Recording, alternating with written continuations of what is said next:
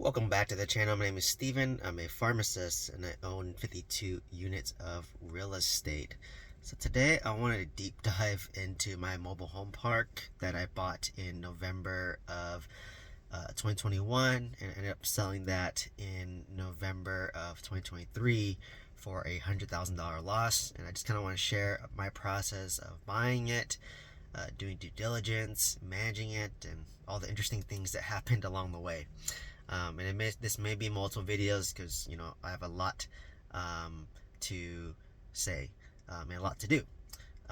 So anyways, I found this deal on LoopNet, and what attracted to me about this deal was that it was in Selma, Alabama, which in retrospect it's a very high crime area, but the crime metrics were trending in the right way, so I kind of let my guard down a little bit. But to quick summary is never compromise location, right? Location, because no amount of money can fix a bad area.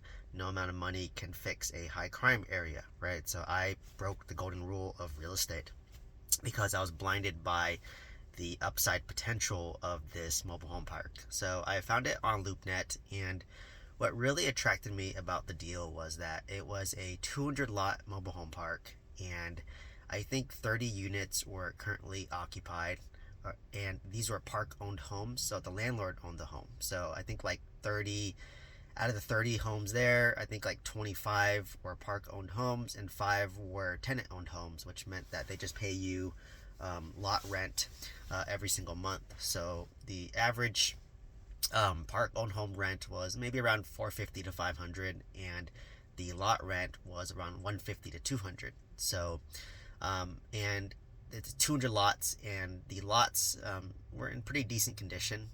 So it'd be easy to like bring on a brand new home there, and then once you have the home there, you could basically rent it out, or you could sell the home to someone else ideally. So I was open to doing either option, right? Like bringing a new home, you can get the home financed through like 21st Cash is the big player, and from there you could sell the home to somebody if they wanted to buy, and usually you make a little bit of profit on that deal, right? So you could incentivize your property manager to get some commission, right? Maybe you can split the profits 50-50, and get a little bit of money to reinvest back into the park.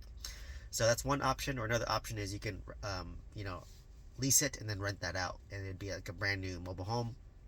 So obviously very attractive home. So I just thought, okay, well, if I could bring in like maybe 3 to 4 homes a month, I could rent them out or sell them, right? And it's very flexible. Like 21st Cash allows you to go either way. So I thought, okay, that's a great strategy. And what I also liked about the deal was there were a lot of like current vacant park owned homes, and these needed just to be renovated. And then once you renovate it, I can rent them out for like $500 a month. So I could kind of do both simultaneously, right? Where I could renovate these units, once they're done, rent them out, and then start bringing in new homes, and then basically start renting those out or start selling them, right? So I just thought, wow, like this is $1.1 million for a 200 lot mobile home park on 55 acres, and they just want $100,000 down for the down payment, and they would sell their finance $1 million at 5% interest. So I was like, wow, that's amazing. Like I just bought a single family home for 1.1 million. So this was crazy. Like if this park was only like 30 occupied, and I can bring this up to like 150 or 200 occupied, like I bought it for 1.1 million, and it'll be worth like 10 million plus, right? So this is the rosy side of Steven, right? Obviously I alluded in the beginning, I ended up selling for a loss for $100,000 because a lot of things went wrong. But I was like, wow, like, and I remember I did due diligence, and I talked to this third party property manager. So what they supposedly specialize in is doing turnaround parks in kind of C, D class areas. So they kind of specialize in turnarounds where they'll fix up the units, and we'll rent it out. You'll bring on homes, and we'll sell the homes and rent out the homes. So that's kind of what they're supposedly known for. They're called CCI.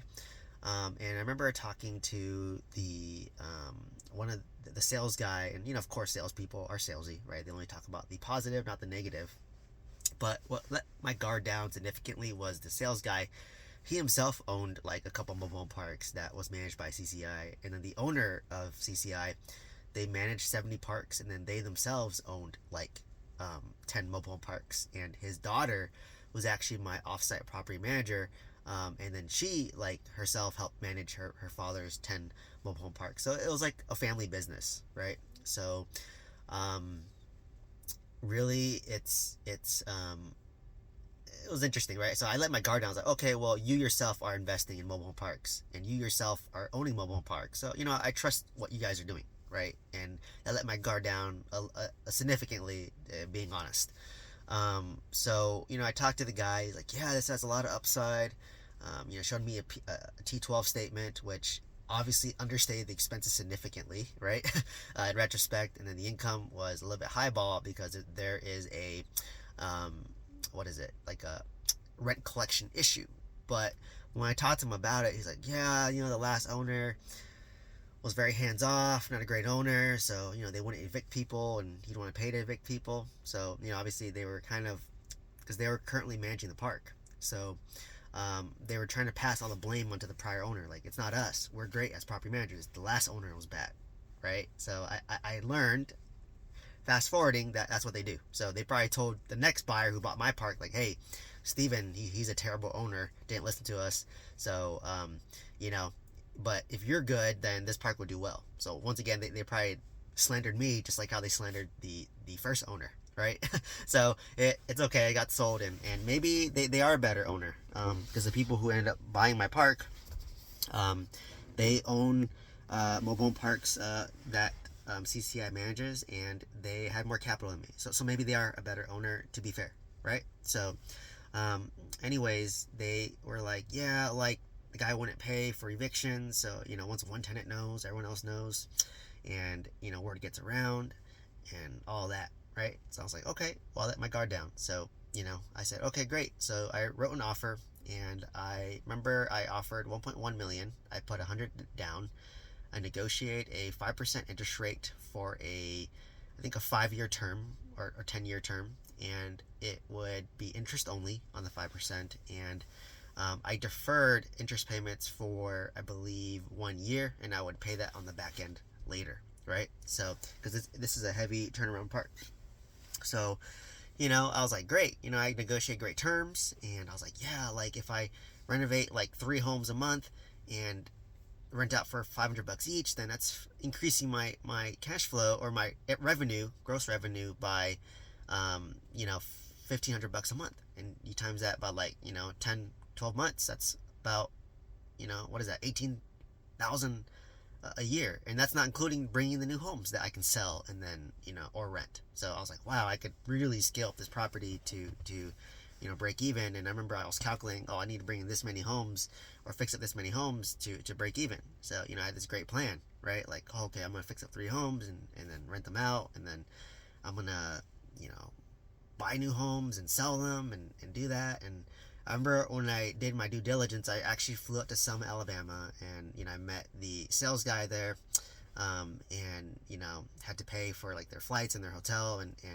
we would spend like 3 days doing full due diligence on the park. So remember, I flew there, and we met at the mobile home park, and I remember I did a walkthrough. So there I met the on-site property manager, who obviously was on their best behavior. I met this like lead contractor guy, who was obviously on his best behavior, and we would walk the park, and really do due diligence. So like, we would walk all the units, like all 30 units that were currently occupied, and they're in decent condition. And then we would walk the empty vacant ones that need renovation, and typically when we walked into each one, we would document, okay, this is lot number 48A, 48B, and then we'll be like, this one needs a full rehab, it's gonna cost 10,000. This one's gonna need 5,000. This one's gonna need 8,000. So we would kind of price out how much the renovation would cost. And on top of that, we would actually look at all the lots and see, is this lot ready for a new home or not, right? Because it's a 200 lot mobile home park. So we actually go through and document, okay, this lot's ready, this lot's not ready, this lot's ready, right? So obviously there's 170 vacant lots here. So, we did a full walkthrough, and, I remember we had the CCI, I guess, district contractor guy meet us there as well. His name's Ducky. That's an interesting name, but welcome to the South. But he drove from Mississippi, and Ducky was like, okay, like, and then we would say, oh, this home needs to be torn down. It's unfixable, and we'd go down the list to see which ones, basically we need to tear down. So once again, I was blinded by the rosiness, and to the walkthrough, I was like, wow, this has a lot of potential. And I remember when we were there, we went to Section 8 housing, and I talked to the Section 8 housing manager, and I was just like, hey, like, I'm looking to buy this mobile home park, looking to rent out to Section 8 tenants. Like, what's kind of the demand right now? And then she was like, oh my God, like, if you brought in brand new homes, like, I think there'd be like a wait list, and we would love to work with you, right? And I was like, yes. And then I was like, remember looking at Section 8 rents were about like $800 a month, and then for me to like finance these brand new mobile homes, I think it'd be like $600. So I was like, okay, great, I can cash for like $200 each, and then maybe sell some, right? End game. So I was like, wow, there's like great demand, and there'd be like a wait list, because I remember we drove by like all the apartments that were Section 8, and they're all full. So I think there's definitely a need for Section 8 rental housing. So I was like, I could definitely fill that gap, fill that void, right? So like I was like, oh, that checks off. And then I went to the sheriff's office to ask about crime, and I remember the sheriff was like super negative, but he was probably right. I should have listened to him. And he was just like, yeah, that's like the worst area to buy in, across the street. There's like a lot of projects, and a lot of gang members are there, and there's like gang turf and war, and all that stuff, right? And I remember before I went to the sheriff's office, of course the sales guy from CCI was like, yeah, like, take it with a grain of salt. Cops are usually more negative, and it's true, right? Because cops see the worst stuff, the worst of everything, and they tend to have a more negative outlook, and which, or maybe more realistic, right? So once again, I might have been was probably blinded by optimism, looking in retrospect. But yeah, it ended up being true. Like, we had a lot of crime there. I remember one time we had a dumpster, and someone actually stole our dumpster and used that to rob the gas station, like, right next door, and then to steal the alcohol and drive away with the dumpster. And we had, I think, gang members on the property, and then like one gang member was apparently like stabbed and then like kidnapped by the other gang. And I was just like, holy shit. And I remember one of my property manager, he went into a vacant home, and inside that vacant home was this homeless guy that like attacked him, right? So he actually like got attacked. So like, all these like crazy stories, that you hear. And yeah, it was a high crime area, but like CCI's like, well, if you hire a security guard, and we already have a security guard, mitigate a lot of these issues. And don't get me wrong, like, I hired a security guard for like 900 or $1,800 a month. I think it was 900 to start, and then we increased the hours to 1,800, and it did reduce crime significantly, because they knew that, like, well, there's a security guard there at night, and if we try to do any gang activities, whatever they're doing, they would be caught, right? So I kind of let my guard down in that aspect, but now it's an additional cost, right? That I am assuming it's an additional cost that I'm assuming, right? So, and then at the police office, I was like, hey, I'm looking to fix up this property. Like, would you guys be open to, like, maybe I could like use the manager's office? We can set up a computer there, give you some coffee, give you some donuts for your officers to sit there and take notes, and to deter away any potential foul activity or foul play. So they're like, no, it's too much of a liability, sorry, but we're happy to do more frequent rounds there, which they really didn't do, to be honest. It was pretty much status quo. And I remember, like, okay, cool, well, like, for me, I was like, we probably need to install like a security gate on one side of the park, because I remember there's like 5 or 4 entrances to the park. So I wanted to block one off, so that we'd have extra security. And then I was looking at getting like security cameras, which were like 30,000, which were too expensive, so good thing I didn't get those. I was looking at getting like Sky Cop, which is like a cam where like it sends feeds to like the cops, and then if they read your license plate and it's that person has like a felony, it sends it immediately to the cops as well. But once again, it was just like way too expensive for that park. And just like doing little things like that, here and there. And this is Alabama, right? So I think the on-site property manager had like a gun of some sort, not sure which one. But anyways, I let my guard down. I was like, you know what? I like this potential. The third-party property manager seemed knowledgeable about the park. Obviously, they managed it before. So, I felt comfortable and ended up closing on the deal, right? So, it was a pretty fast close because in Alabama, it's a title attorney state. So they would, you have to go through a title attorney to close it. So they could draft up the seller finance agreement and do all that paperwork for me. So it's pretty easy. So I remember I closed on the deal, and I had to buy a bunch of things, right? So I had to buy like a Bobcat excavator because I need to like do digging for a plumbing repair. I had to use the excavator to demolish these homes that were end of life, and to rent an excavator for a day, it's like I think $200 a day when I can just buy one and finance it for like $700 a day. So like, yeah, we're clearly gonna use this more than 3 times a week, or 3 times a month. So I thought it made sense to buy an excavator, a Bobcat. So I did, and those things cost like $40,000, believe it or not, right? And then I had to buy a new lawnmower because when you have 55 acres of land and it rains a lot in Alabama, like you need a full-time guy to mow the lawn, right? Like literally, he mows 55 acres of lawn. He drives from one end to the other, and then by the time you're done, it takes a week. You need to drive back the other way, right? So like that's another cost, right? I have to buy a brand new lawnmower and then pay someone to be in that lawnmower. And from there, I remember I immediately started renovation. The on-site property manager, his greatest skill was that he used to be a contractor, so he had a bunch of guys that he knew and could refer. I just paid him on an hourly basis, which in retrospect is a huge mistake, because if you pay a contractor, handyman, on an hourly basis, you're not motivated to go fast, right? You're motivated to go slow because you get paid per hour versus per job. So that was a huge mistake that I made, but that's the way they want to get paid. They just want like an hourly rate. And in retrospect, I'm like, yeah, a worker would work there for like 1 or 2 months, and then they would leave to another job that paid, like, instead of $8 an hour, they get paid $10 an hour, and then he'd find a new person. But we constantly had turnover with these handymen, and it was hard to find handyman to fix up these mobile homes, right? So, but anyways, we were able to like hire a team and fix up like maybe like 2 homes a month on average. Actually, a lot slower than I expected, and it costed a lot more than I expected because they priced me out poorly.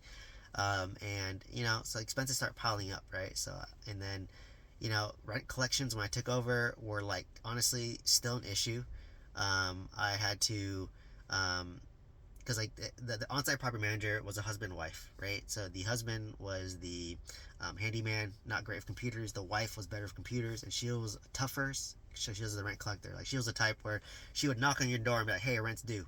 And then if you don't pay, she's gonna come tomorrow, knock on the door, rent's due. And then that's the type of personality you need when you're in a D-class high crime area. Like you need someone who's tough, who's like mean, more aggressive, and they need to knock on the door and be like, "Hey, rent's due," right? So when she was up and running, rent collections were better. But when she injured her back doing something else, not work related, and then when she was out of commission, like the guy was too soft, and they would know, oh, like Tommy, he's soft, but Jennifer, ooh, she's tough. She's a tough cookie, right? So like he was too soft, and collections were dropping. And it's funny when in retrospect looking at collections, like during the holidays, holy crap, man, collections are so bad because people would rather buy Christmas gifts than pay rent, right? So like collections would be like 60% November, December, and January. But in like tax season time, so like March, April, collections were like very great, right? So collections continued to be an issue. And what I learned was it wasn't the prior owner, it was just the property manager. And then what made it worse was it was during COVID, and they had a COVID eviction stoppage, right? And I remember I couldn't evict anyone, but they did give like rent relief to those people, so we had to help them apply online. Because remember, most of these tenants didn't know how to use computers, right? And then my property manager didn't know how to use computers, so you literally had to like had Jennifer, the wife who knew how to use computers, she had to go on and basically walk the tenant through each one. And that took a while to happen, but I did get a lot of rent from the rent relief program when they did go through. So that was another barrier, right? Like it's hard to evict people during COVID, and all that, and the courts weren't even open. So that was another thing working against me. So basically it was hard to evict people.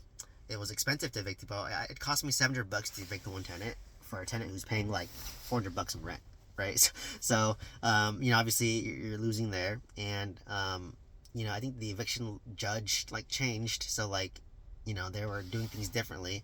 And and then my third site, so basically how the deal kind of fell apart was expenses are way too high, right? Like I had to hire more security. I had to hire more security guard. I had to buy a bobcat. I had to get a lawnmower. I had to have a full-time lawn guy. I had a renovation team. Rent collections didn't improve.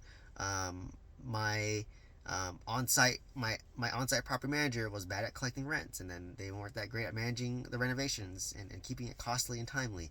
My off-site property managers, they didn't really hold the on-site property managers accountable, because I was telling them, like, dude, like, the job of a property manager is to collect the rent. If you cannot collect the rent, they're useless. But I can't just fire him and find a replacement. It's hard because you have to find another tenant and train them up, right? Like, so that's the downside of the mobile home park space. That's why I'm leaving the mobile home park space, right? It's just like, that's not for me. And on top of that, like, the park was losing like $10,000 a month at one point. I did have like money allocated towards it, but I was like, you know what? I think after like a year, I was like, you know what? Like, this is not worth it for me. This isn't my asset class. Like, I'd rather just stick to multifamily, like CB class multifamily. So I was like, you know what? I want to sell. And I can do a whole video about selling a mobile home park, but like, man, it took me a year to sell my mobile home park, because it takes a certain buyer to want to buy it, right? And then there's a lot of flaky buyers. Like, I'll do a whole separate video about what it was like selling a mobile home park. It was the most stressful period of my life, and that's when I hit my lowest point of my life, right? So, but anyways, it took me a year to sell it, and finally, like, this guy, um, who CCI, they managed like 3 parks for him, and then another guy, they managed 2 parks for him, and they decided to partner up to take my park. And then I don't know how my park is doing now, but I basically, when I sold it, I had to seller care, like, so they assumed my seller finance loan of $1 million. I had to seller carry second $450,000, and I only got $50,000 down payment. So they sold for, I think, 1.5 million, and I'm hoping that they're successful, because I want to get my $450,000 back, right? And hopefully not lose my $450,000. So, um, that's kind of my goal and my objective. So I'm hoping I don't lose it, but if I do lose it, well, it's just a tax write-off against my W-2 income, right? So if I lost $450,000 as seller carry second, then I could, essentially, write that as a loss, and then it'd wipe out, probably 2 years of my income, and at my tax rate, I'd get back maybe, half my, about $200,000 back, in there. So, then I would increase my loss to 300,000. But, I'm hopeful that they are more experienced than me. They own more parks than me, and they have the capital to make it happen. So, we'll see. I did a seller carry second for like about 3 years, and, very low interest rate as well. I think it did 5 or 6%. And, hopefully I get my money back. And so I hope they're successful, and I hope CCI can actually turn around a park, right? But like I said, I wouldn't buy again. So, the offsite property managers, they were weak, and, didn't know what they're doing, or set unrealistic. I remember I was like yelling at them, because I was like so frustrated, and like, stressful losing 10K a month on a property. So, finally when I sold, I remember like I felt so relieved a year ago, and I was like, you know what, shit, man, between my 26 unit renovation, my 20 unit renovation, and this mobile home park that's losing money, even without the money aside, it's still stressful to like lose that money and like to burn that money. So, when I sold it, I was like, oh, thank God. Like, geez, like I remember I was praying. Like, I'm not even religious, and I was praying like, shit, can this sell? Because I'm like, dude, I never want to buy a D class asset ever again, right? I'm never gonna do a mobile park ever again. It's too much capital. It's not worth it, right? Like, I'd rather, just buy a turnkey single family home and like not stress, right? Like, so, or buy another apartment and make it easy, not stress. And that's why I regret it. Like, between the mobile home park, I was deciding between the mobile home park and a 50 unit apartment complex for 2.5 million. And the $2.5 million one was like turnkey Section 8, like all Section 8, all 50 units, getting $33,000 gross a month, and I could have financed that, right? 25% down, 5%, 4.5% interest, something like that. But instead, I decided to shiny object syndrome into a mobile home park that ended up losing at least 100,000, maybe a little more, if it depends how much of my seller carry second I get back. Like I said, I'm hopeful I can get back, most of it, but nothing's guaranteed, right? Like, they could file for bankruptcy as well, and then, I would lose on the deal, or I'll take over the deal again and then just sell it, um, to just recover whatever money I can get. Because, like, for me, I just would want to just sell it for like 1.5 million, and then, I get my money back, and then the first note gets their money back, and then, the people managing it are currently will lose it. So, that's really, what I want to do. So it's like, we'll see. I'll keep you guys posted. But yeah, I'll do a video talking about the selling process of my mobile home park. It was another long 25-minute video, and the 50 unit apartment complex I let get away in Enid, Oklahoma. Like, I really regret not buying that. Like, if had I bought that, I probably would maybe be retired, and I would probably have about 100 units, right? And then that's Section 8, so it's like guaranteed rents. So like, I regret not buying that one. So I'll do another video talking about my biggest regret and selling my mobile home park. So anyways, hopefully you found value from this video. I'm doing a lot longer videos now to give you more details, and share more personalized stories. I was limiting myself to 10 minutes, which was hard to give more personal details. So if you like this style, if you want to buy multifamily real estate, some guidance, check the mentorship program. Otherwise, let me know what questions you have. Please like, comment, subscribe. Hope to see you next one. Thank you so much.